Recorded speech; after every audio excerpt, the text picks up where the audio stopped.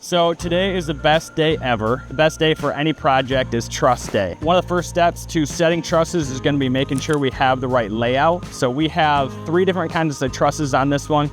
You can see that we have a little bump out here. So we have a gable end truss, goes on the 2 ends. And we have the shorter truss here. And then we have a truss that comes out about 4 feet longer to make up for this bump out. The first truss, our gable end truss, we're gonna do is basically put it up and just screw it to that so we don't have to worry about it falling over. What we're doing here is we cut this block to exactly what our layout is. In this case, from this one to our next truss is 8.5 inches. We cut one 3 inches bigger to go from outside to outside. And then we're gonna see, you're gonna see us put some truss straps on. That's gonna make sure that the top of our trusses are also on layout with the bottom of our trusses. So what I'm doing right now is holding the tag line. I'm making sure that this truss doesn't swing too much and that we can guide it into the right place. And basically I just hand it off to Cole and then I can get up on my ladder on the other side. What we're doing now is Hunter's trying to basically plumb this truss with the machine. Cole's lining it up on his side because he's got a long straight wall. I kind of have this chopped up wall. So we're keeping it true over there, and that's gonna make all the trusses completely straight. And then he's gonna put a nail in first, and then I can nail my side. Because Cole's nailing first, he's gonna be able to hop up on the wall and nail down what we call our truss straps. That's gonna get our 24 on center spacing, and it's gonna tie this truss in with the trusses that we already have up.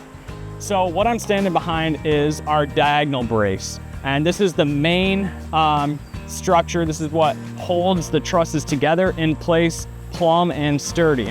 And how we do this is basically we have diagonal webbing coming from the corners of the building here, coming back to where this piece dies in. So basically we're pulling strength from the corners of the building, tying in that strength back here, and then we're using this diagonal to tie in this gable truss so that all the strength comes from the corners of the building, which are the strongest part, and then it ties into this gable, and then all of these trusses are tied into this one, making them super sturdy and strong enough for us to set all of the trusses.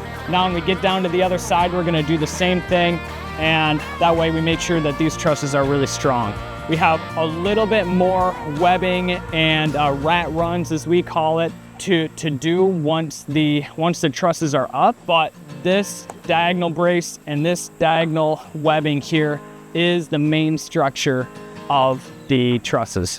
What Cole and I are putting on right now is what we call W bracing.